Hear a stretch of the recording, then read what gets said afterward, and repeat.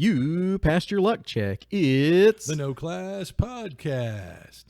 with your good friends, Eddie. And Matt. Hey, Matt. Hey, Eddie. What's up? Man, I have missed everyone so very much. Yeah, people don't know this because it hasn't. How long has it been since our last upload? Has it been a month? It feels 3 like weeks? It feels like a long time. But we recorded that one probably a month to 3 weeks before that. So yeah, for the listener, it hasn't been as long.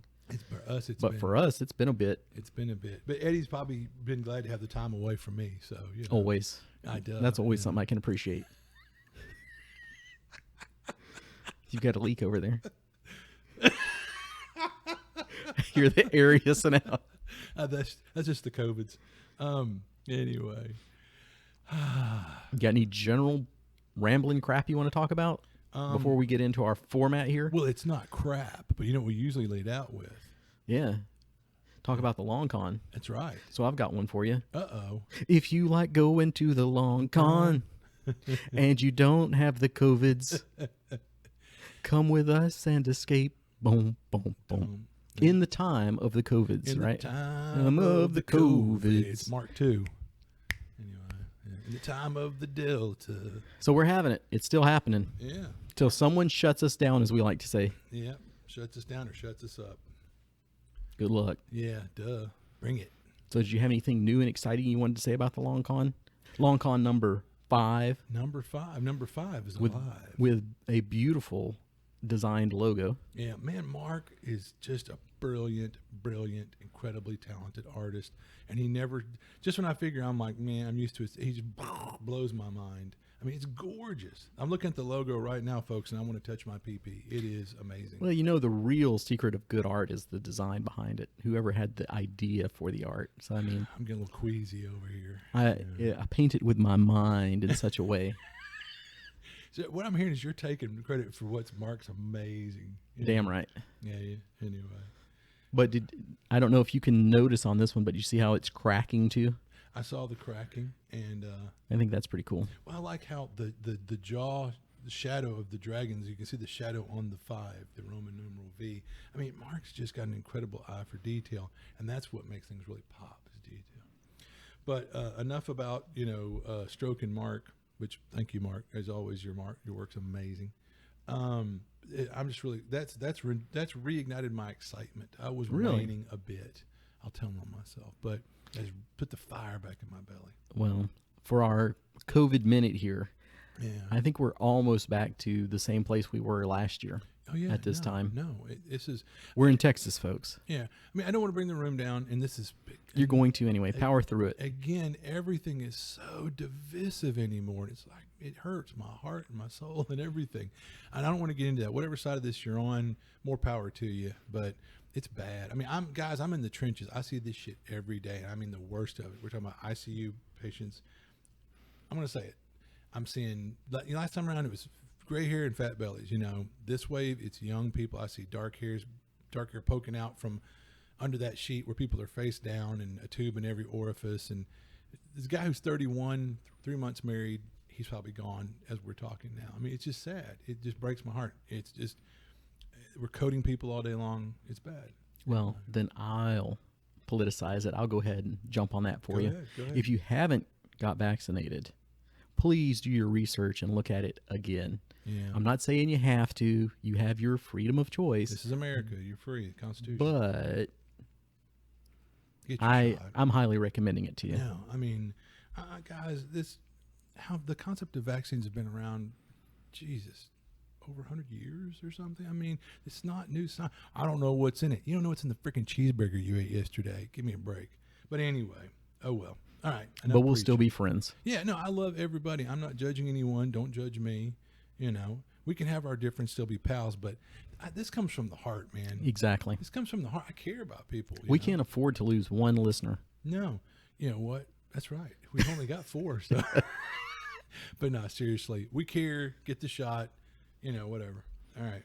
And if you're in other parts of the world, though, I'd like to see what your experience is right now, because we're in a hotspot state.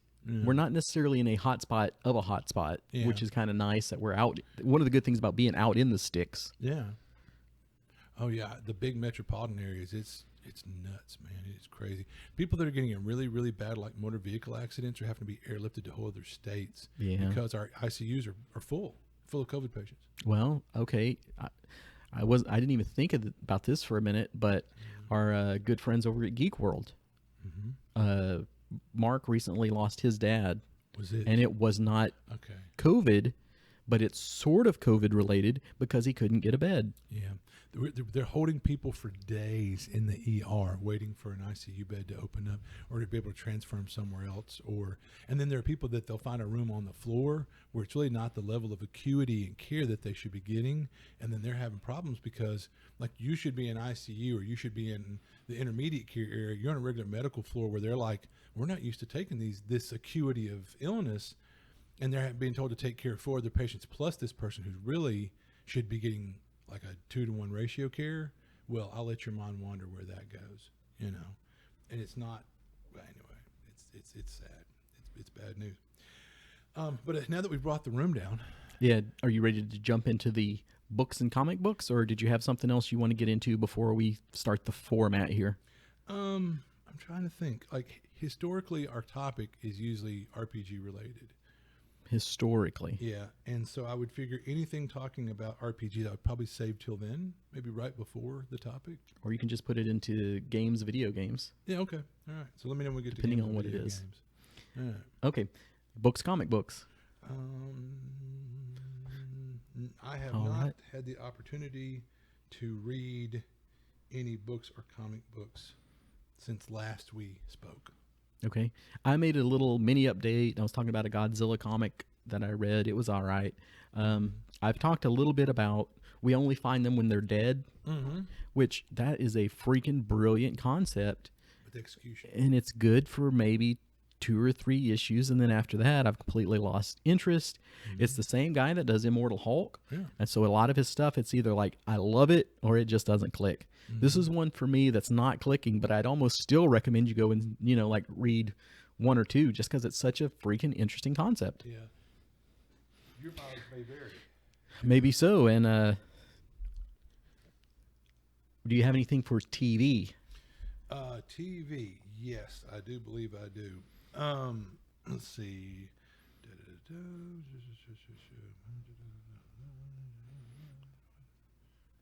So, Netflix. That's TV. TV? It's all TV now. Yeah, if you pretty watched it on much. your TV, Yeah. even if it's a movie, right? No. No, that's movies. So, I started watching the newest season of Archer. I think did we Right, talk about okay. this? Yeah, and and so Really? yeah. Did you like it? I've actually liked the new season of Archer, and I think we might have talked about this before. I'm actually liking this season of Archer a little bit more than some of the previous ones. Well, this guy's notorious that does Archer for going off on these tangents. I think that's Adam Reed. Yeah, like you've got a concept that works. People like it. Oh, okay, they're spies, they're snarky, and all of a sudden they go off and they are on the road being musicians or they're cocaine dealers. Or So I did not check into this, but I don't think he's writing it this season. I think somebody else is doing all the writing. So yeah, and they're back to their original format, and it's good. So I think he's a good idea man, but then you need to get him the hell out of the way because he goes off on these tangents. Like, because you can point to, we talked about this, we saw a pattern because he did Frisky Dingo in the first season. You're like, that's hilarious, that's great. And then all of a sudden they're on the lamb and yuck, yuck, yuck, and it's like, what? And it just didn't work because he'll have this really interesting concept, and then he has to flip it on its ear for some damned reason. This guy, yeah, he gets bored with it or whatever. something, yeah. Make another show. Do something different if you've Yeah. got to do that. I don't know. You've got this great mind for concepts. Just go interest a concept, and then let people take the ball and run with that. Maybe then you should go off to your next concept. Don't take what works and throw it on its ear. So anyway, I'm just saying I haven't finished it, but Oh, it's still ongoing. I think I just Right. watched, I don't know, episode 3 or 4, depending on how many you've seen. yeah. So I've probably seen 3 or 4 of them, and they're not bad. I like The them. last one I saw, and I think I just saw it last night, this morning, Mm. was he's rescuing a baby gorilla. So have you seen the baby gorilla one? I don't think so. Okay, so I might be 1 episode ahead of you. But that one's good. It hits all the familiar Archer Loves Animal notes. Yeah, yeah. Well, I love when they were vetting the different new butlers or whatever for Yeah. him. Or there's a term where they do everything for you. But anyway, yeah, the one he used to have, Woodhouse, that's hilarious. Yeah, and I think who's doing the voice of the one that all the women swoon over or whatever. I want to think it might be old. He's British. Simon Pegg, maybe. Is he doing that the sounds voice? right. Yeah, and I like him. I don't know. I just like. He's just a likable guy. He is, and I feel like he's one of us. He's involved in a lot of nerd culture stuff. We should probably just have him on the podcast. Yeah, that'd be cool. I'm sure he'd be glad to. Yeah. We've got one of our listeners that can hook us up that's got a connection probably. Really? Yeah. Awesome. That's great. That's great. Because everybody knows everybody, Exactly. in Great Britain, right? That's never mind. He's got a leak again, folks. And, Well, I'm going to jump in on ahead. this one, Please do. unless you were going to say something about it. Since you were talking about switching your concept and this and that, Yeah. Rick and Morty. Okay, so you went for. I haven't touched. I'm it since done last with week Rick on- and Morty. And you mean like as in I'll never watch It's it finished. again? Oh, The season. last season was supposed to be, I guess, an hour-long special, but it was still 2 different episodes. They just put them both out at the same time, I guess. Uh-huh. So the first one was, I thought, pretty good, and the second one was interesting depending on how much you care about Rick's backstory and the Council of Ricks and all that stuff. Mm-hmm. So how much do you care about the Council of Ricks and the Citadel and I find that an interesting. evil Morty? Well, kind of like how we've talked about solar opposites, and that's like it's hit or miss. It's funny, but the more intriguing, interesting aspect is the wall. The Wall, yep. And I want a show, just the wall. I would eat that up. Well, again, Rick and Morty's interesting, but it's that backstory that there's been in most seasons for a while now is the evil Morty and the Citadel of Ricks. So that's kind of. But they've told you a couple of times to, like, screw that. We don't want to deal with that. Yeah. And I don't know. It might be too spoilerific to say that that's over with. Oh, that's yeah. A bow is put on it. Okay. Well, and that might be a good thing because it's something they don't like to mess with, but that's one of those underlying things that's been kind of intriguing and an interesting common note between seasons. So I don't know. To each their own. Right. This wasn't the best season. Geez, I don't know if it was the worst season. Wow. Maybe, because maybe the season before this was kind of like half of it was good and half of it was not so good. Yeah. Half of it was good. Half was And poopy. this one's pretty close, but it's not so much as like there was half bad episodes and half good episodes. It was half of this episode is good and half of this episode's not so good. Yeah. So you get a lot of middling episodes or parts of episodes instead of just across the whole series. But check it out. And I'll throw this one in while I'm rambling on. Masters of the Universe Revelations, which this is an old topic now for us, but it's a little fresher for maybe our listeners that heard the last one. Yeah. I was talking with Bradley, and I was like, he's like, I'm not going to watch it because you didn't like it. And I was like, well, we're different people. You might like it. Your mileage may vary. Yeah. You go form your own opinion. So he liked it. Okay. Well, good. So definitely, like I said, go out there and make up your own mind. But I thought that was an interesting tidbit to throw in. Yeah, I'm glad you. Yeah, I like Bradley. He's a good guy, and so. He's all right. But see, he's a big Masters of the Universe fan anyway. Yeah, a lot. Even like going back to the previous episode where it was like, how big of a fan am I? And I'm casual, but I've read, all the mini comics and I've sought out the DC comics and stuff like that. So it's like, well, Maybe you're we'll- in the grand scheme of fans, you would be a big fan, but he is a even bigger fan. Yeah, and so that holds water. I mean, but then does that? Is he looking through a different lens then as well? Because Yeah, of that? he enjoys, but there's one of the interesting things is he really enjoyed the original series where I'm like, I don't care for the original series. There you go. Well, and it's kind of like if you're so hungry for something, even if like, if like I couldn't get steak, all they give me a hamburger, but I haven't had beef in a year. You're like, oh, I was glad to have that hamburger. You know what I mean? So I don't know, man. But no. That's interesting. I'm glad you shared that. All right, do you have another show? Because I got a few more to throw in if you're done. I was Or when you're surfing. done. Lately, I've caught myself in the evening when I get home and have that hour or two before, in between work and bed. It's like, I want to read a book or do this, but I just don't have the time to invest. So I've been watching some TV, and I was surfing Netflix, and I saw Monty Python Almost the Truth. And it just, I guess because of what you've looked at before, they throw up suggestions. And I really enjoyed it. They had all the pythons on there. At this time, Terry Jones apparently hadn't died yet. Hmm. 'Cause, Terry Jones died, 6 months ago or something? Or it might be longer. Nowadays, I'll think, that was last week. That was 3 years ago. But they had interviews with Graham Chapman. So you did get, so his voice could kind of be on there as well. Mm-hmm. But they had the other surviving Pythons at that time on it. This probably, I don't know, I don't think this is terribly old, so it must have been probably not too long before Terry Jones passed. But it's really fun. They don't really have them in a, well, they have at one point Terry Jones and Michael Palin together, but otherwise it's usually them individually. Mm-hmm. And they actually dish the dirt a little bit, I mean, they speak in glowing terms of each other, but when you've worked and been around someone long enough, Tell me about it. yeah, right. So, but it's fun that there's a little, they dish a little dirt, but some great stories behind the scenes and how they got together and what they did before. I enjoyed it. I love stuff like that. Yeah, the Netflix just recommended me their last live show that they did together, which is kind of interesting too, because that was maybe a couple of years back, but Yeah. it was interesting. They wanted to go out and do it on the stage the last time. And the prime mover on a lot of this live stuff or Spam-A-Lot or is Eric Idle. Mm-hmm. But he was the big songsmith generally for them, like a lot of those iconic, Which his big claim to fame is being in the Transformers movie Oh, that's back in right. 1986. Yeah, that's right. Yeah, his voice. So, but Is that all your shows? as far as TV shows, yes. All right. Here's one that, and this is just for your amusement, listeners, if you're still looking for something to entertain you in these troubling times. Yeah. F is for Family.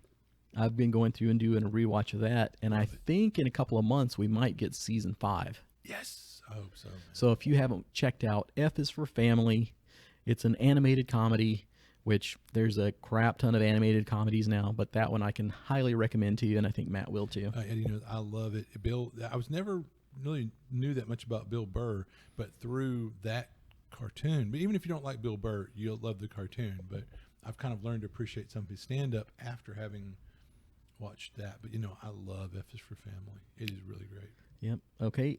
On the animated, while we're still doing that, Disney Plus, Marvel's What If? I knew, yeah. If I had Plus, I would have already watched that. It's not that good. Really? It's okay. I've seen some people in the nerdosphere kind of going ooh ah about it, but then again, some people are just the quintessential fanboy. Mhm. So I don't know, but I think I liked Loki. I definitely liked Loki better than I've liked What If so far. And that's one of those things. I am a big What If fanboy. oh, I love the What If comics. That's Yeah. why I was in when I heard they were doing a What If series. I thought, oh boy, I hope they're going to dust off some of those great old comics and animate them. Instead, it's probably whole cloth. Yeah, I think it's a lot of new stuff. Yeah, if it ain't broke, but don't get me started. So, I mean, it's not bad. It's just not that good either. I wouldn't go out of my way to watch them. But I think the most recent one that just came out this week is the Marvel Zombies, Ooh. which I like the Marvel Zombies, so I'm eager to see how that is. But the I other remember ones the- have I been remember kind the of... What If with that. There's the ones where they all turn into vampires, ones where they're all zombies. Well, no, the Marvel Zombies was an actual line for a while when The Walking Dead was getting huge and everybody was doing zombies. Ooh, it's gotta So be there's zombies. probably one or two mini series of the Marvel Zombies, which is pretty good. And then, like everything, it has to go too far and get completely watered down and convoluted. So if you're doing the Marvel Zombies comics, just pay attention, because there's going to be like read this and then take a break and come back and read that. Mm. But I will say It's it's something I did glance at, and I'm backtracking a little bit, but I was in a store and I was looking at, apparently, I guess, what is it, Deathstroke, from DCC, has, DC. DC, that's a relatively popular comic these days. That's more your bag. Is that true? Do you know? Well, yeah, he's always been popular, I think. Well, yeah, I loved him when I was a kid reading the Teen Titans. He was that villain you loved to Teen hate. Titans, go. Oh, stop. But anyway, I know that I just didn't. I think he's like his own comic, and he's been one of those kind of like through the years, like Magneto. He's a bad guy. Well, he's kind of a good guy. Well, he's a good guy. No, he's a bad guy. You know what I mean? So, Deathstroke has had his own comic and series and graphic novels and all that. I did not know that. So I think that's neat because, gosh, I think how many years that's been. I was a teenager and like, oh boy, the Teen Titans comic was one of my. I didn't like a lot of DC stuff as a kid, but I did like Teen Titans, and Deathstroke was a cool villain. And it's hilarious that Wade Wilson basically is kind of a Everybody loves Deadpool, but I mean, he's his own character now. But originally, he's a ripoff of Deathstroke. And what's Deathstroke's name? Yeah, Slade Wilson. I mean, hello. Yeah. I mean, that's how lame-o, what's his name, the guy from back in the day, Linfield or whatever his name, isn't that the one? Leafield? Yeah, isn't that who? Liefeld? Life something. But I mean, it was just this very, that's like, the guy who's the big villain in Marvel these days, Thanos, is a ripoff of freaking Darkseid, from DC. So it's just hilarious how much stuff that's gotten real traction and popularity. But maybe Marvel did a better job with these characters that were introduced in another. I like how you can't say DC without adding the other C on there. That's so branded in your brain. It just really comes out. It is, But DCC. yeah, well, I mean that's rolled off my tongue for the last what's it been now, 4 or 5 years. So anyway, carry on. But I just somehow kind of backtracked there. Okay, and the last one, and I mentioned this a little bit on the little mini episode or whatever you want to call it, on Netflix, Dark, D-A-R-K, Dark. Bradley, again, and this would be his episode to get his name dropped a lot, recommended that one to me.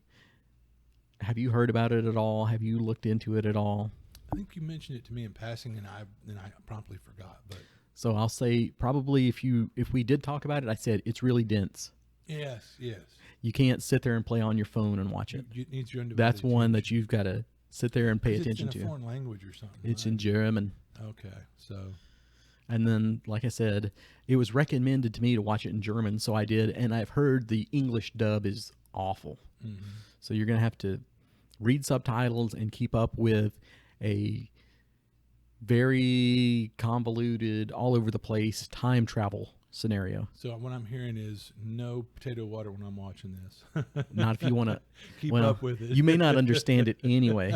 But it is one of those things, too, that I'm glad I watched it all at once and binged it instead of like, here's the first season, now wait a year for the second season, because I wouldn't have remembered anything. That's one. And it really ties back to the previous content, is what I'm hearing? Oh, yeah. So, yeah, you need to watch You need to watch the whole thing. So, I mean, watch season 1 maybe, and if you're like, that didn't do it for me, run away.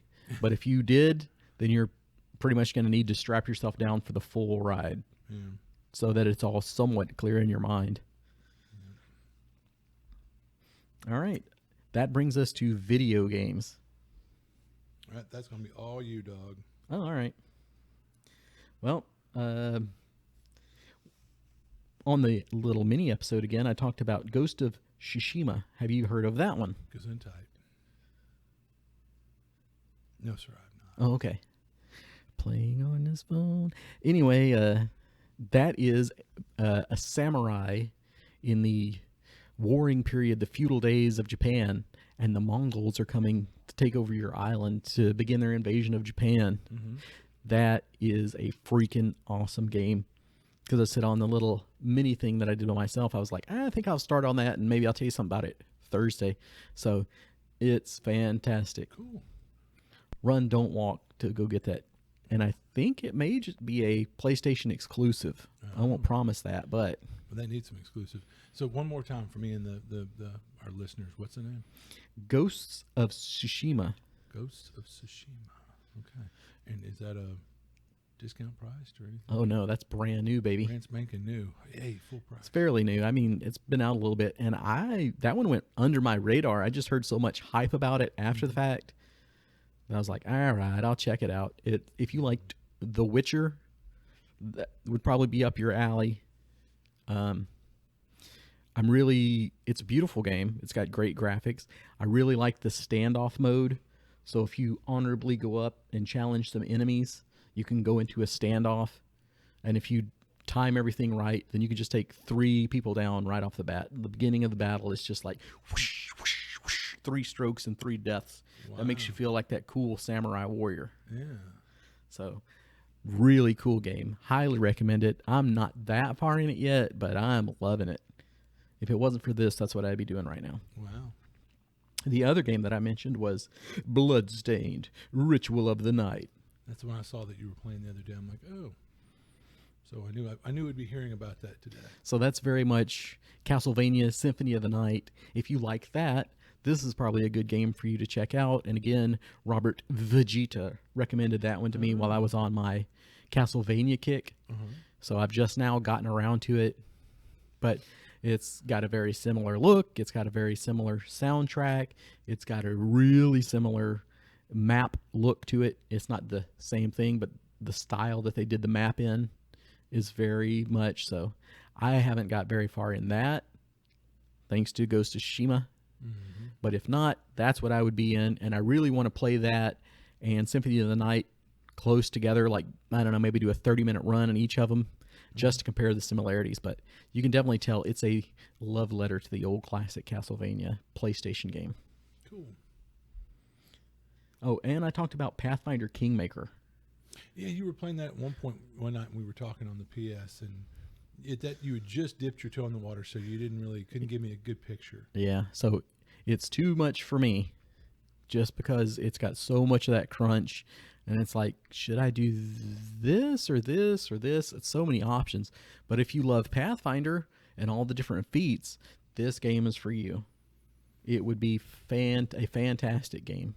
Yeah, from what you were saying then, I thought about, I was like, if you're someone who just absolutely adored Pathfinder but just couldn't find people to play with, play this. But if you're the kind of person that says, well, what's the benefit of video games over a roll-top table game? The computer takes a lot of the tedious tasks out of your way, so you can just play a streamlined game. No, they baked in the tedium of and manipulating. But if you want all that rules crunch, if you want to manipulate your character to this like degree, Gary H, you should run out immediately and check it out. Yeah, he would. And our buddy Jackson, really enjoyed it. Yeah. So so it sounds like a great game if it's your thing. But exactly, for you, all that tweaking and wheedling. Like if they made the DCC game or the Barbarians of the Ruined Earth video game, I'd be like, yay. Whereas again, Gary might be like, no thanks. Yeah. But definitely that Kingmaker, I like that concept. Yeah. For the Kingmaker, and they just came out with a sequel to it. Cool. So that's out now, and you might be able to get Kingmaker pretty cheap. Well, yeah, historically in the RPG world, that adventure path, as they call them in Pathfinder, won numerous accolades and awards and whatnot because it was, and I would love to, Gary's got the rules for Pathfinder for Savage Worlds, and so I was like, I wonder if they might end up, or how hard would it be to convert that, or if they might do a crossover. Anyway, it would be fun I've always wanted to play that adventure path. Yeah. So it'd be neat to be able to do it, Definitely.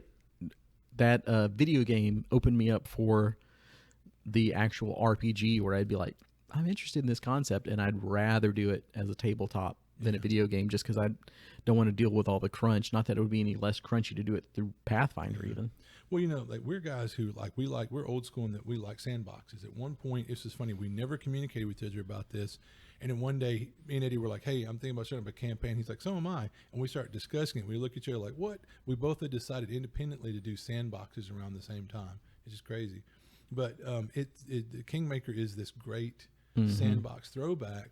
And it's also one of those ones where it's like Adventure, Conqueror, King, where you start out as just some little schlub, and eventually I think the territory after you've bested it is yours or whatever. How cool is that? The end cap of the campaign is you're the Lord of the Realm or whatever that you settled. Anyway, at least I believe that's how it runs. I've never played it. Anyway. So all right. Thanks for sharing that. Did we have any movies? Yes. Okay. So I'll go on break. Yeah. Having more time, like I said lately, and getting home around, say, 8 and figure I need to be to bed, I got to work the next day, these long days. It's crazy. I've caught myself watching these nice movies that are an hour and a half, or something. It's about perfect time. And so as me in the past, historically, I've watched older stuff from the, 80s and early 90s or something. And usually it's post-APOC or science fantasy, whatever. But I have a certain nostalgia for some of those early 80s movies otherwise. And one that I remember thinking, it popped in my head. I'm like, man, I remember American Werewolf in London. Mm-hmm. And I was like, why do I have such a romantic, this nostalgia for it or whatever? And so I queued it up and watched it. And, for its time, the effects were pretty darn good. I mean, I think it really brought to prominence. I could be wrong on this, and if I am, I apologize, but I think Rick Baker. I mean, that was like, I couldn't tell you any special effects guys in the world's name, but I know Rick Baker because, like, my buddy Tim Filippo, who used to get magazines like Fangora and stuff, Mhm. and he just loved all those gory special effects, and that was a big thing. It seemed like in the 80s was all the gore in these movies, and special effects started becoming more and more of a thing before CGI. And the part where he transformed into a werewolf, man, as a kid and everybody's mind was blown. And you might watch that now in the age we live, and you might go yawn, but if you could come from where we came from before that and see it and appreciate that those are just groundbreaking special effects. But going back to, that's probably what really stood out to me as a kid, because you got to figure I was probably early teens watching that. But for two is, I forgot how smoky and steamy the shower scene is between, I can't think of her name, but she's an actress that's still working and still very attractive for her age. And her and the guy from the Dr. Pepper commercials, that was his thing before that. David something or another. But yeah, I mean, that shower scene is, I'm like, damn, that's like softcore porn. But anyway, so again, teenage boy up late on HBO, it's like, oh boy, you know. Anyway, so I watched that, really appreciate it. I definitely would, if you've never seen American Werewolf in London, check it out. It's pretty good. Creepshow 1. So after I watched that, Netflix suggests Creepshow. Again, early 80s. They've got Creepshow? Yeah. Well, I have to jump on Yeah. that. Creepshow 1 and 2. Yeah, I'll definitely have to check it out. So Creepshow 1 has Ed Harris with hair. Stephen King as Jody Verrill. He's the one that gets, the plants. And Yeah, he's that one hilarious. happened in East Texas, didn't it? Yeah, he's like meteor shit. Anyway, and then there was a youngish Leslie Nielsen and a very young Ted Danson in that. And I can hold my breath a long time. Yeah, and the face he makes, I love it. So great. Those little vignettes are awesome. It's kind of campy, some of it, but it's just really great. And so I think it's either, now I watched, I think also that same one is Hal Holbrook. Now, Hal Holbrook at this time was Tell him your name's Billy. yeah, and I love that. You see, he's grinning ear to ear, these memories. Hal Holbrook was a classical, like a renowned, noteworthy actor, like a professional. And so to get him for this is kind of neat, because this was kind of like probably thought of as lowbrow. Oh, yeah. But to have Hal Holbrook, like, ooh la la, and he's great in it. Gravitas. And Adrienne Barbeau was always, she's an attractive woman. And in this, she's just this awful harpy. Anyway, it's really great.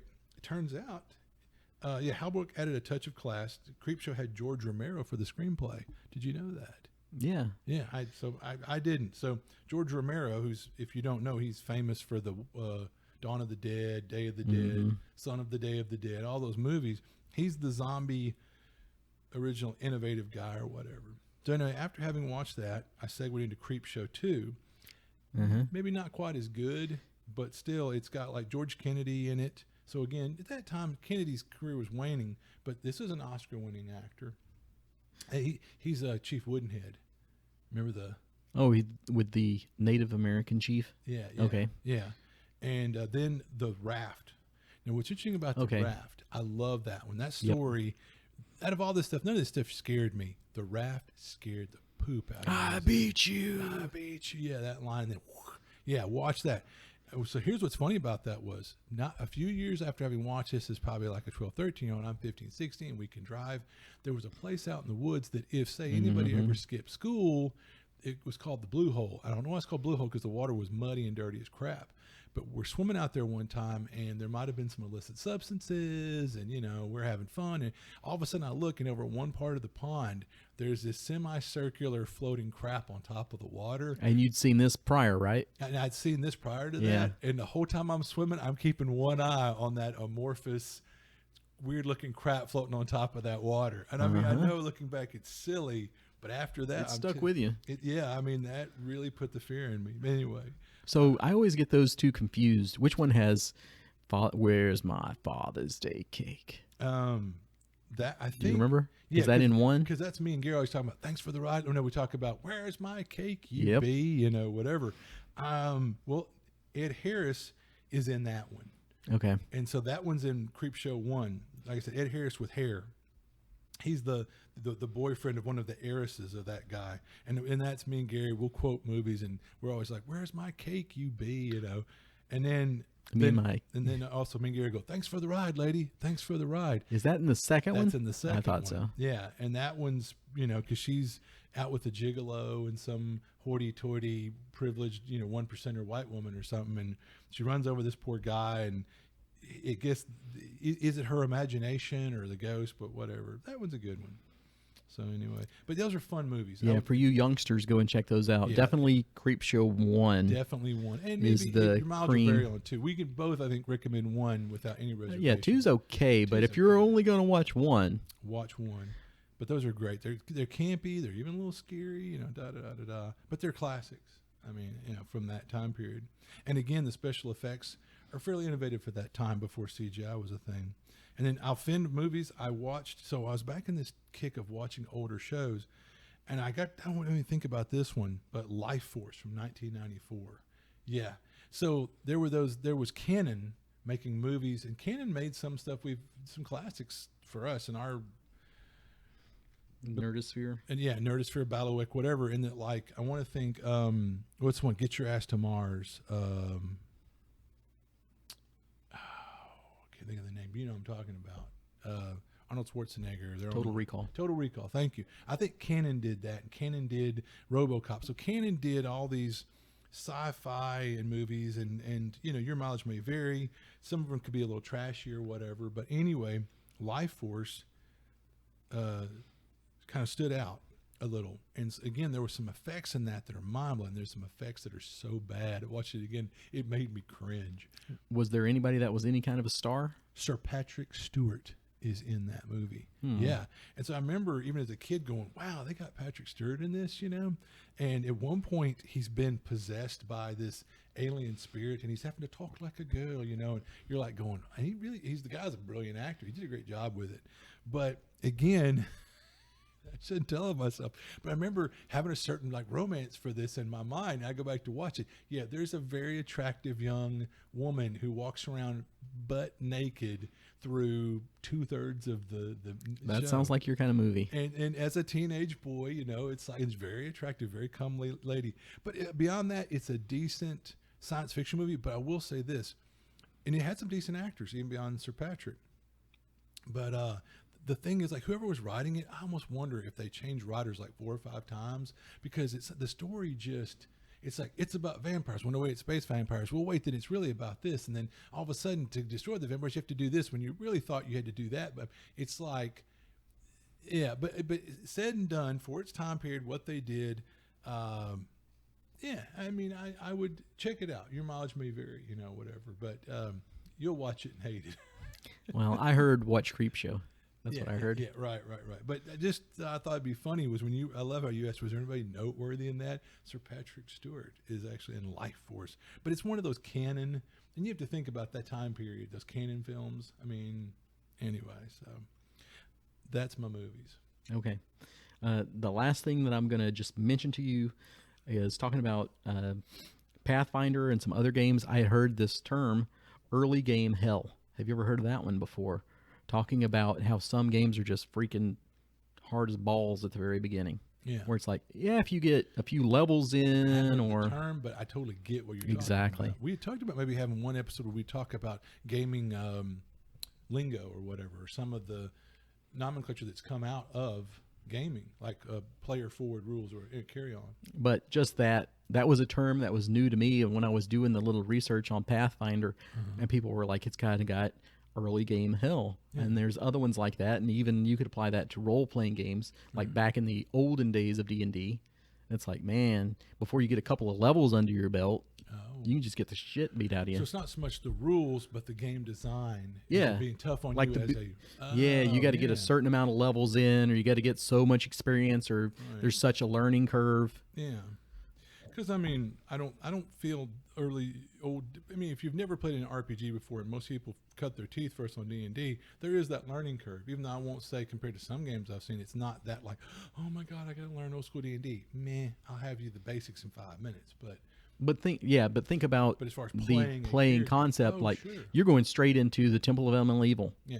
It's oh crap. Until you start acquiring those magic items and learning what your guy can do, and maybe I need to take a 10-foot pole. Yeah. Old school D&D, unless you were playing a fighter, it really sucked for about the first 5 levels. I would say that's my opinion. That's why you always start as a fighter and then cross over into. Something else, yeah.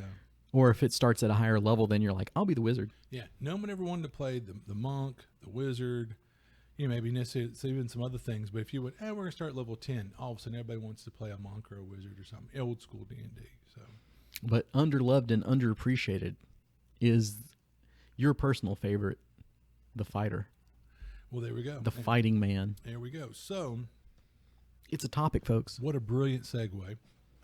So are fighters boring, or are you? Haha. So we've just talked about. I was going to recap early editions and fighter dominance. In old school gaming, like D&D for sure, and even some other ones, the first 5 levels belong to the warrior. Everybody else kind of sucked, but fighters right out of the box were the most effective. And if you kind of knew your local play group, and a lot of times we're never going to get past level 6, 7, 8. How many times the campaigns get to about that level and then just fritter out? You would find yourself playing fighters a lot because you knew the first 5 levels. If you want to enjoy them, you're playing a fighter. Just by the game dynamic. I remember playing wizards because optimism sprung eternal or whatever. I'd always held out one day it would happen. I'd go higher levels. Wizards sucked. Absolutely were just awful until about level 5. That's when they even really became playable. And I'm not talking about that's when they blossomed. I mean, that's when they were just becoming playable. Over the next 5 levels, now you're getting some momentum. You're on parity maybe with the fighter and some other classes. The rogue can finally pick some locks and pockets and climb things. The cleric's starting to get some spells, but he already had better hit die, better armor class, whatever. But fighters rocked, and then around level 10 their fortunes start to wane, and by level 15 the fighters in the corner pouting while the wizard and cleric are dominating everything. But how rare do campaigns go to those levels? So you never really saw that. So yeah, back in the day it was all about, for the first probably 3 editions. In 3rd edition, the poor fighter, like, it needed some help. 3rd edition, with all the feats and cool stuff, fighters again just kicked ass and took names for the first 10 levels or so. So time marches on. 4th edition, who cares? It was so homogenous or whatever. Every class was kind of, you get your 1 at will and your 1 once per combat and your utility power. It's your dailies. It's just flavored. Yours is a radiant light. Yours is a fire bolt or whatever. Yours is your sword slash or whatever. I mean, who cares? There was no. So ignore 4th edition. Here comes 5th. All of a sudden, here it comes. Everybody wants to play casters. Of course. And I've heard people on the internet, because I go to various forums and places to learn about gaming, better my craft. Just that's my hobby. And I've seen a lot in recent times people talking about, we need somebody to play the fighter to get out in front and be a speed block force. Nobody wants to play the fighter. Is it to a point where, because it used to be back in the day, nobody wants to play the cleric and nobody wants to heal? Is fighter the new cleric? Yeah, you have to wonder. Yeah. So we're talking about it. So it's like, what is the problem? Is, if there is one, is people don't seem to want to play fighters. What happened to that old fighter dominance or whatever? It's gone. So how would you bring that back? What would you do to improve the fighting man's class? Well, and so here's the thing is, first of all, I don't want to cover ground we've already covered. By all means, I like it. I think it's one of our better casts. Listen to They Took My Job or whatever. In that, I talked about how to make any class more interesting. It's the one where, hey, I'm playing a dwarven cleric of Morden. This other guy wants to play one too. He's just like me. Well, flesh your character out more. Make your character more interesting. And you might even have more fun at the table role-playing. So I'd still say refer back to that, to how to really flesh out your fighter and make them more interesting, But like I say, it's up to you in that same vein to make an interesting character, but be sure to work with your GM. And I think that would be part of it too. Yeah. Is that if you're waiting around for your GM to pick up on the fact that you need him to kind of kick the ball to you so you can kick it back, and then you're going to be mad or pout about it. No, go talk to your game master, game mistress, and say, hey man, here's my idea for a warrior to make it interesting outside just combat. Hey, work with me. You know what I mean? And because that's just it. And this is sad. You can build a really interesting character sometime, but if the character doesn't give you a chance to hit those beats with your backstory, Mm-hmm. then what's the point? I mean, I'll even tell him myself, you had built a really interesting fighter with a backstory. It was really detailed, Crag. Mm-hmm. But unfortunately, the kind of campaign we were playing at that time, I was in Ooh, school, ooh. newlywed. It was railroady. Unfortunately, if it had been something that I was doing, at It didn't home, have any backstory. That Yeah. was not a homebrew. That was a pull off the shelf module. It was, and there's things I could have done to breathe life into it. But at that time, I really did not have the time to do it. So we were unfortunately playing. And we were round robin GMs. Exactly. Yeah. If it had been something where I could have either said, let me make this more living or let me do something whole cloth, I absolutely would have had. You had hooks for me to hang subplots on, and side quests and things. But going beyond the fighter, you get a lot of new people coming into RPGs now that are like, I have this novel written about my character. Yeah. And it's like, Sometimes the GM can't how necessarily. is, yeah. Yeah, I mean, if he goes after all your places he can hook subplots, no one else will get it. This is going to be your show. And then you have the backstory where it's like, and I saved the kingdom. And it's like, well, you did everything in your backstory. How can you be a first level character now? Right. But that's totally switching topics. So Yeah, that's a whole back to nother the cast. back to the underappreciated fighter. But that's that. No, you're hitting a good point. So, let go of any preconceived notions of what class is what. And I mean that. What do I mean? A fighter doesn't have What do you to be mean? the dumb brute. They can be as cunning as a rogue, as intelligent as a wizard, charismatic as bards, or saintly as clerics, without actually playing a paladin. And so what I'm saying is, like, to make your character more interesting, and it maybe even dip into some other classes, kind of like multi-classing. But even beyond that, if I'm going to say strict fighter, you could do things with skills and your story, your character concept. So a lot of people want to min-max, and I'm guilty of that too, where low intelligence, low charisma, low wisdom. Let me see, make sure my strength, dex, and con are crazy high. Well, you've set yourself up to have this. If you're going to play to your stats, and I always think I'm that guy who's like, play to your stats. That's what fair is fair. I have these brilliant ideas. Your guy's intelligence is a 6. Get out of here with that. We proved this a while back when Eddie was running Borderlands. And I said, I'm bringing a rogue to the table, and I will not min-max. He had some charisma. He had some intel. He was relatively wise. My stats weren't. He was still highly effective and fun to play. And so I had a good time playing that rogue. And I think everybody at the table had, fun as well, And so I was really kind of proud of myself that I didn't power game. I didn't min-max. And so, because that's one of those things where, again, you're a fighter. What's your shtick? Bashing, stabbing, cutting things, but find clever ways of doing it, or describe what you're doing in the combat or whatever. So it gives a little more flair. Use the environment around you for ideas. So again, I think your game master DM will often give you more leeway if you are creative with your attacks in combat, because that is the place where you're supposed to shine. But if you're over here reading a play on your phone out of combat because, well, all my skills and abilities are focused on being this combat monster, Damn right. and I'm nothing outside of combat, well, then don't complain about being bored. You set yourself up for that. I mean, would you agree with that statement? Yeah, and I would think you can give yet another example with old Wondar the Barbarian. He's a beast in combat. But out of combat, he didn't have anything going on. Yeah. But I didn't complain about it either. I was like, that's how this guy is built up. He's boring as a skill character or whatever. He's got his things. Like if there was any slavery, that was his one. He was the goody good guy. So he had that, but it's kind of like, you guys go into town and And that's, I'm going to find something to eat, and that's it. Yeah. You can. Everybody else can have their spotlight moment, Yeah. because it'll be my spotlight when we get back to combat. and I wanted some RP outside combat, but same, I felt bad. A lot of times it seemed like you were just over here in the corner, but you never complained. And at one time, I'd like to think I reached out and said, and you were like, no, it's okay. This is kind of his shtick. You would go, Wondar's going to go gorge on food, and he's going to train the local militia. And I'd go, okay, great. And we'd even talk about like an 80s montage of you teach him how to fight or whatever. But that was the shtick. That was the character.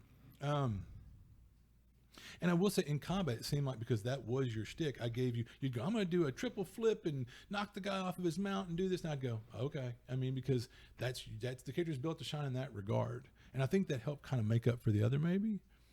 So I never played a rogue, but years ago. But when I did, he had a bag of holding his bag of tricks, kind of like his utility belt. Mm-hmm. So why can't a competent fighter have a bag of tricks? Conan was a great fighter, but he was cunning too. We've talked about that. Mm-hmm. People want to think back like Conan was just a big brute, but Yep. actually, if you really go back and read the pulps, he was not some Rhodes Scholar, but he was cunning. You know, he had a certain.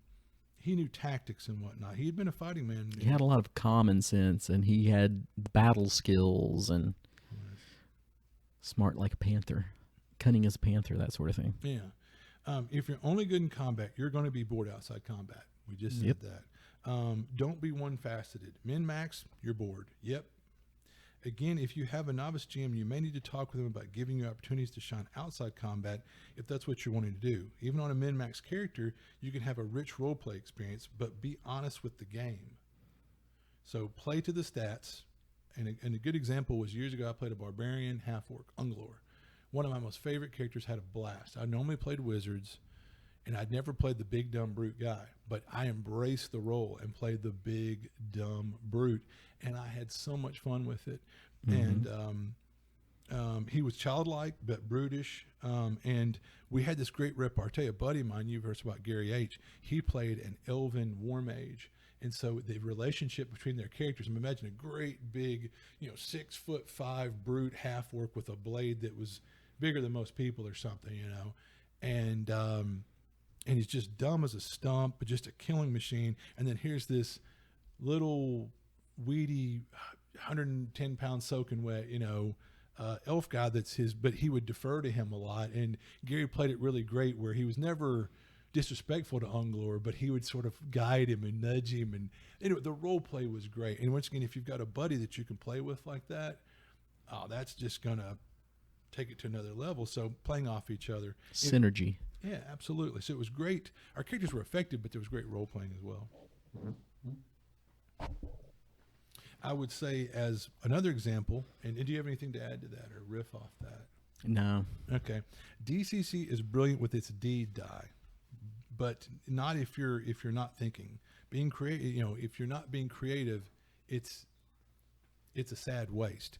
So I mean, again, we saw when everybody's calling now. He's Mr. Popular. I know, that was Gary H. He must have, his ears are burning. Good. But because here's the thing, I get sad. I've ran a lot of DCC, and it breaks my heart. I see people play the warrior, and they don't utilize the deed die. Yeah. And it just breaks my heart because when I've got a chance to play dwarves and warriors at cons, man, I'm doing all kind of cool stuff with that deed die. It is phenomenal. I mean, it's a great. They were brilliant in that if people aren't creative playing a warrior, it helps you to hit and damage. Good enough. But if you're not trying to do some stunt every round or every so often, you're the whole time you were talking about the warrior, I was like, the deed die just fixes a ton of that. If you have any imagination. And have imagination, play in a fighter. Yeah. I've never liked fighters because there wasn't that much I felt back then you could do with them as far as cool creative. Because how could I shine playing a wizard? With spells, you could do out-of-the-box crazy stuff to change the composure of a combat. Really change the dynamic of what's happening in that scene. And I love being able to do that, being creative, thinking you're a smart player. I've seen you with wizard spells do amazing. I've seen you even without having to resort to spells doing really creative things because you're thinking outside the box. And so, yeah, the deed die, I thought about bringing it over to other games because it's brilliant. It fixes a lot of that boring fighter stuff. Yeah, it's kind of like if you're not, as a fighter, using your deed die, it's sort of like if you're playing barbarians and you're not just going full out, and Barbarians of the Ruined Earth, if you're not going full out cartoon crazy with that, because it's like you're missing the point. This is the chance for the fighter to shine and do all that crazy athletic, impossible type Over the stuff. top, Yeah. Saturday morning WWF kind of stuff. That's where it shines. And that's where other players are so used to other games. It's like you had to, lead them. They see you do it and go, what? And we look at them and go, you can do this too, to a certain degree. Think outside the box, but people get so rigid. And that's one of those things where everything in some games is so overly codified. It really inhibits your creativity, I think. When all you've got's a hammer, everything's a nail. Bingo. Wisely said, sir. So I will say, to not just necessarily promote DCC, but yeah, the deed die, but that's a concept you could carry over into any number of games. because I always thought in third, it made me angry that like I did try to play a fighter. And I go, well, I want to sweep the leg. Well, you're going to be at a penalty because you don't have the special feet.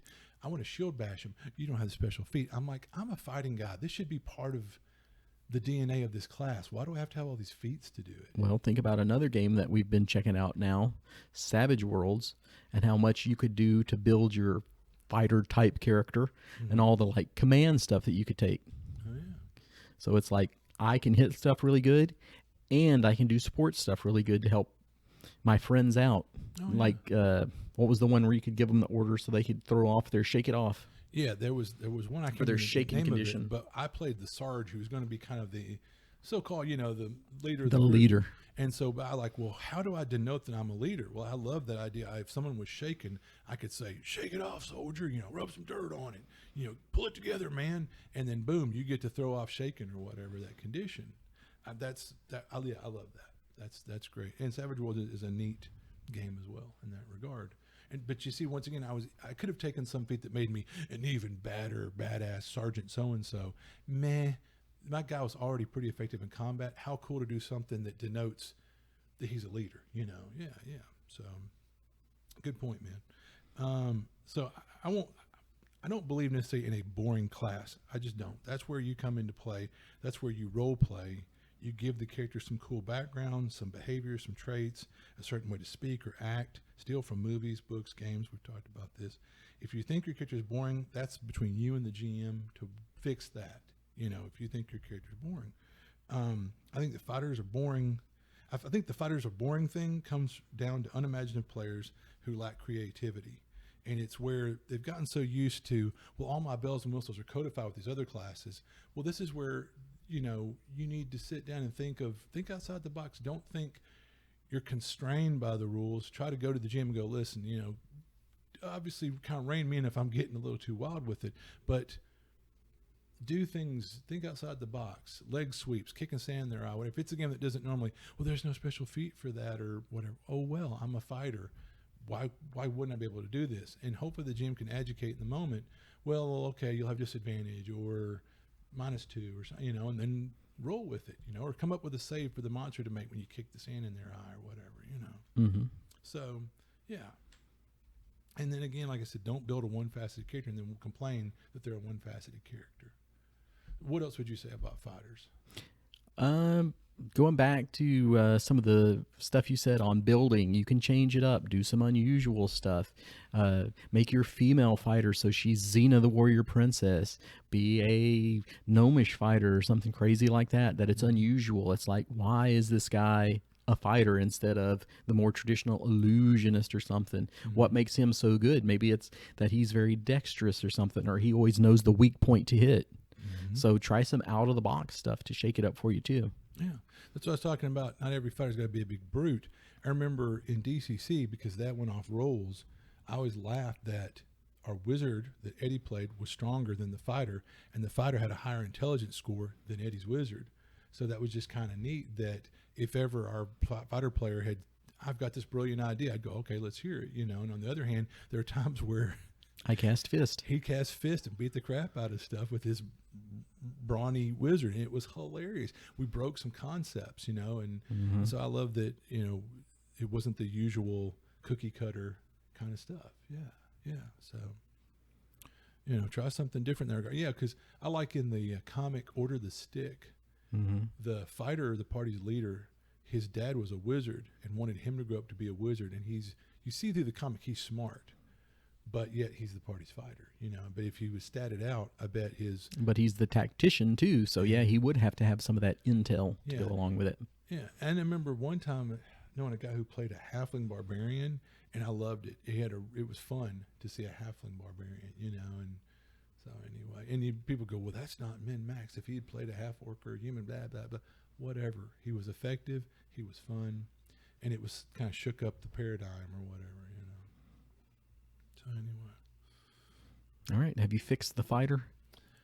Have we? Have you? I think we have.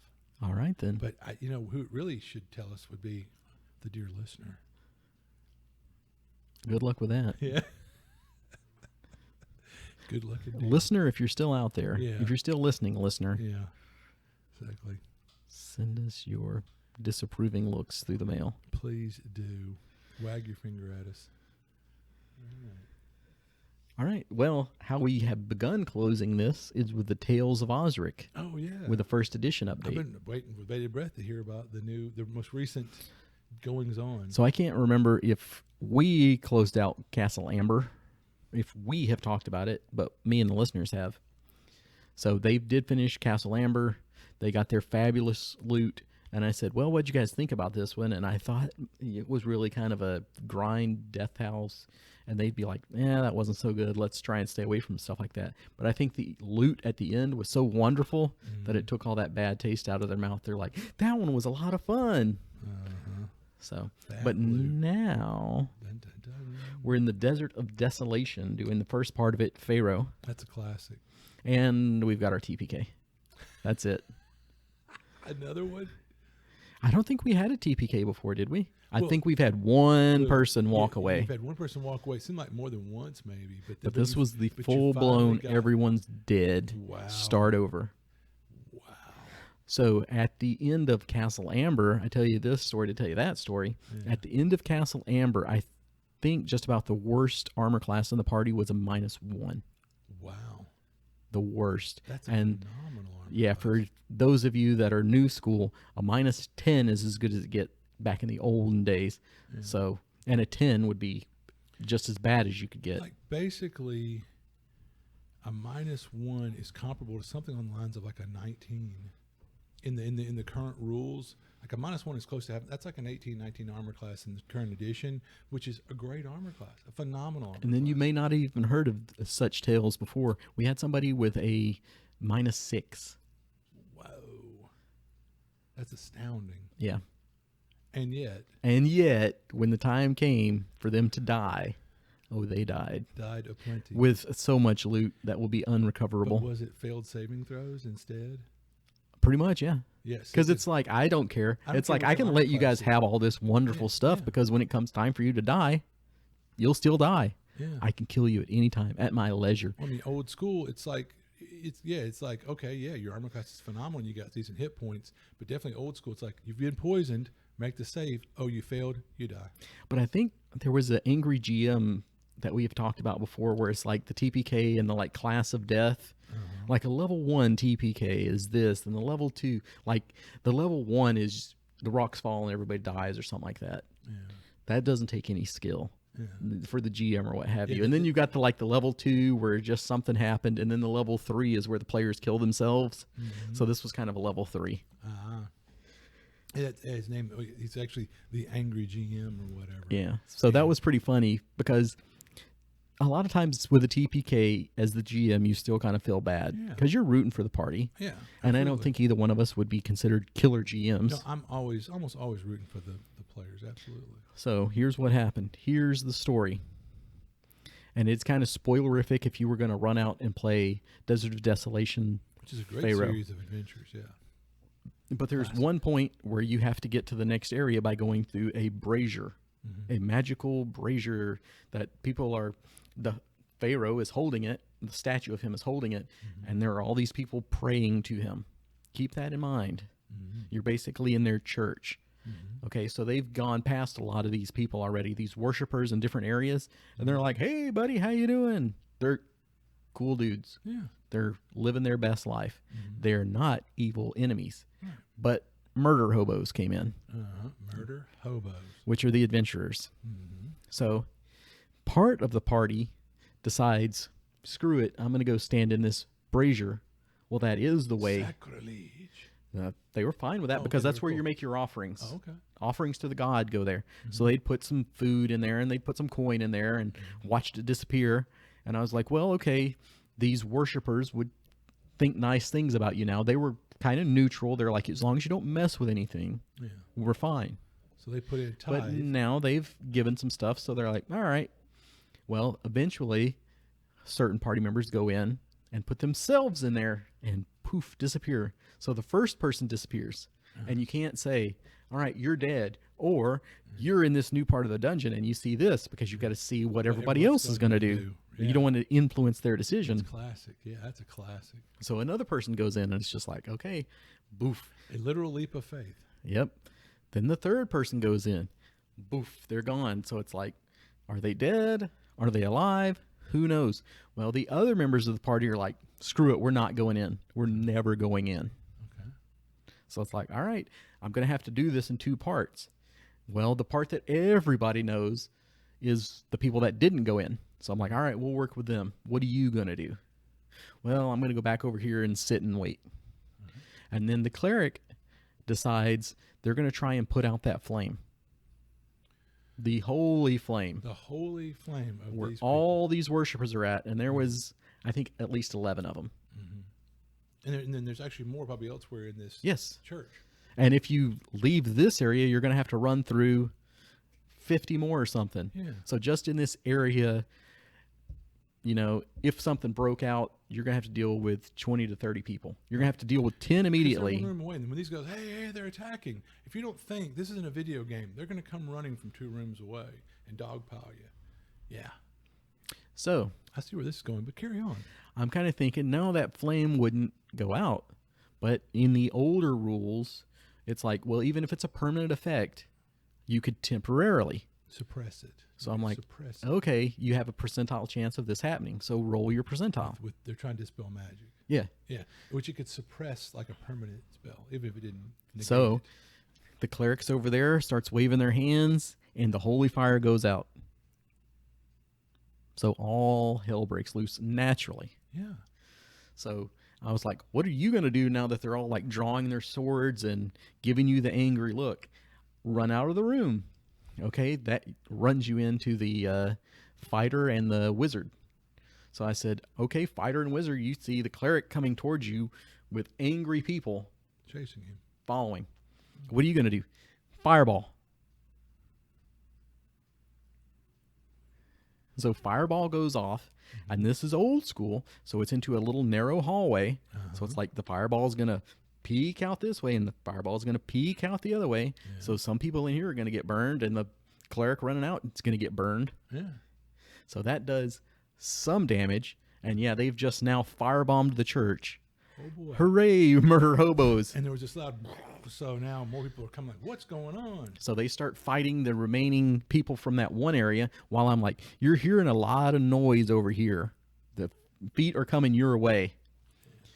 So there's 2 clerics in that area, and with a couple of hold persons, Oh my. that's the end of that scene. And I'm just like, they freaking execute you. There's no, we'll throw you in the cell Yeah, and maybe come back to you. You're heretics. And they're fanatical about their religion. Yeah. So I was like, I don't feel bad about that.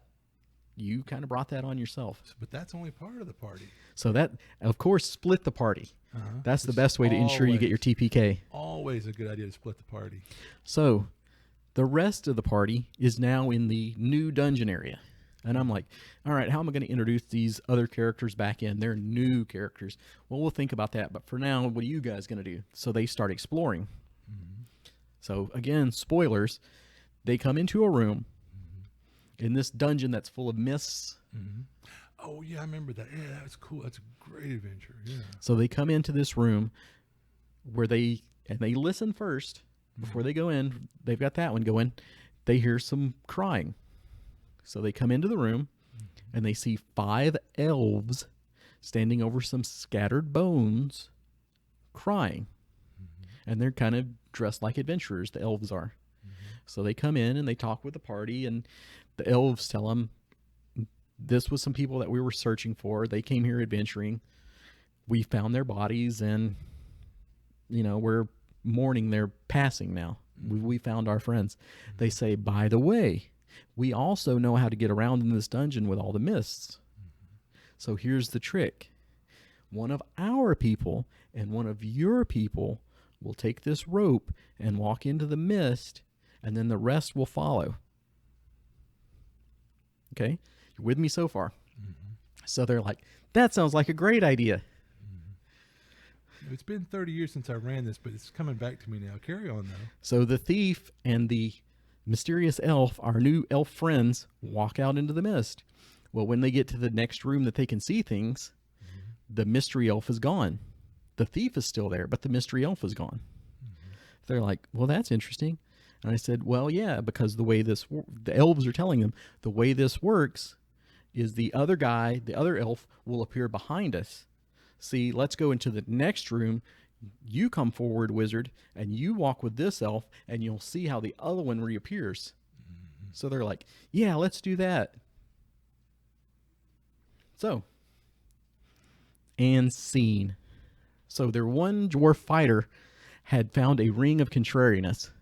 And luckily it was Papa John that found it, so nobody could tell. There was no difference. But the dwarf's just like, I'm not going with you. I'm not doing this. I'm not doing that. And they're like, well, we had no idea that it was the ring affecting you. We thought that was just you. So these, his 2 party members and 3 elves come back, revealing themselves as doppelgangers, and kill him. So that's how you get the party split and let them kill themselves. Don't trust strangers in the dungeon. Yeah. Even though I don't remember it. I was asking myself, I said, is this just my common sense of gaming of 40 some odd years, or is this me remembering the adventure? But as soon as you started describing that scene, I said, I bet those were doppelgangers. And they were. And do you figure, like, well, how did they know this, and this? They had read the party's minds through the mist as they were coming in and knew. They have a 90% accuracy of being able to read your thoughts. Yeah. So they can say, like, something that would be conceivable and play off of, what would be common knowledge against the players. Yeah. Well, it's like, well, they could have got in there and been like, oh, we'll hang out with the party for a while if there had been 6 of them. But when it's 3, it's like, they could have just jumped you right there and said, heck with it. But they wanted to maybe if they can get even better odds. And plus, doesn't this mist, I remember, teleport you around the dungeon? Am I crazy? I'm trying to remember. It's been a long time. There's ones that do that. This one, for the most part, is just memory? obscuring and makes it hard for you to know what's going on, and it's disorienting. You don't know left from right and north and south so much. So players can't really do an accurate map. I remember there was some quality to the mist that was disorienting or mischievous or whatever. Wow. But that took them like